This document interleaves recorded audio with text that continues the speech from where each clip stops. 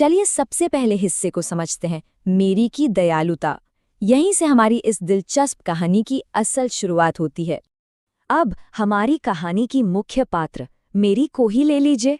ये कहानी हमारे सामने एक बहुत ही गहरी तुलना रखती है। अगर हम मेरी की आर्थिक स्थिति की बात करें तो वो सच में बहुत गरीब है, लेकिन दूसरी तरफ अगर आप उसके दिल को देखें, वो बेहद विशाल और उदार है। मतलब पास में साधन न होने के बावजूद इतनी ज्यादा उदारता दिखाना ही इस जादुई कथा का सबसे मुख्य संदेश है। तो कहानी में असली ड्रामा तब शुरू होता है जब मेरी अपना खाना बना रही होती है और अचानक उसकी नज़र एक चूहे पर पड़ती है। ये छोटा सा जीव बहुत डरा हुआ है और उसका खाना चुराने की कोशिश कर रहा है।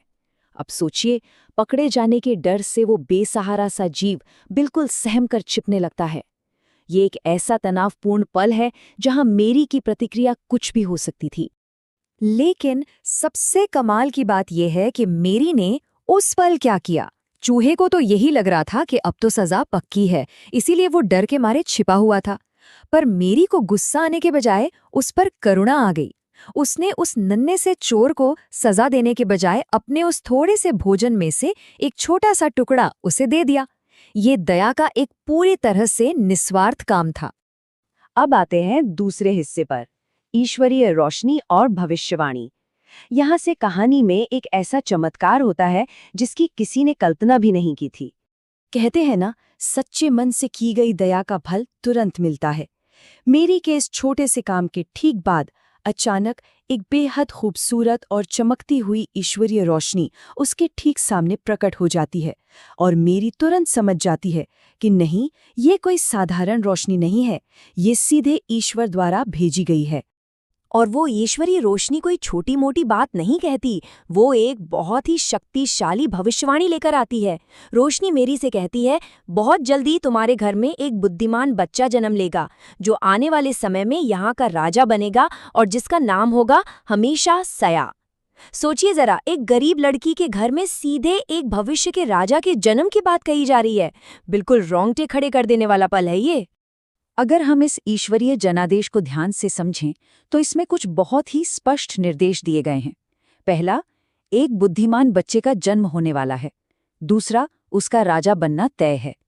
तीसरा, उसका नाम हमेशा सया होगा। और चौथी सबसे अहम बात, मेरी को हर हाल में, मतलब चाहे परिस्थितियां जो भी हों, उसकी रक्षा करनी होगी।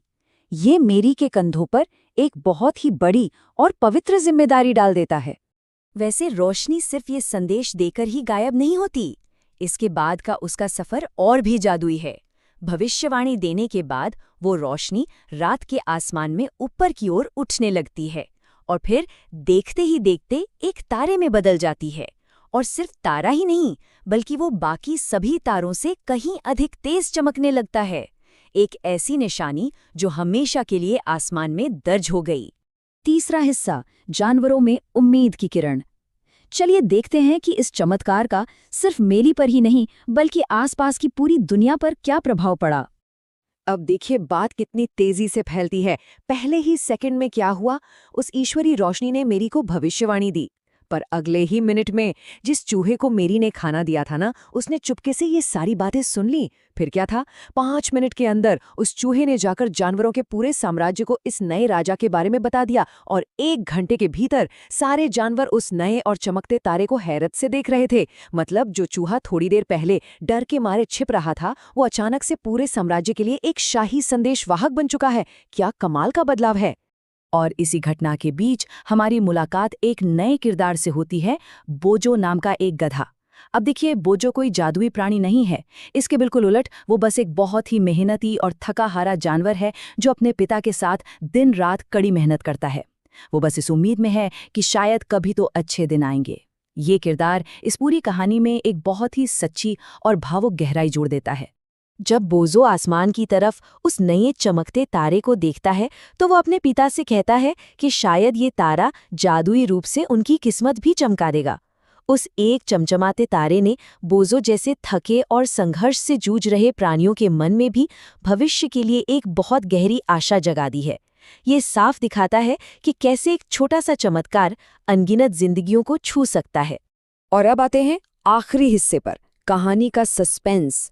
हर दिलचस्प कहानी की तरह यहाँ भी एक ऐसा मोड़ है जो चौंका देता है। तो यहाँ आता है सबसे मजेदार ट्विस्ट। ये कहानी अपने स्रोत में एक बहुत ही आधुनिक तरीके से खत्म होती है। आगे की कहानी सब्सक्राइब करने पर मिल जाएगी। हाँ, बिल्कुल,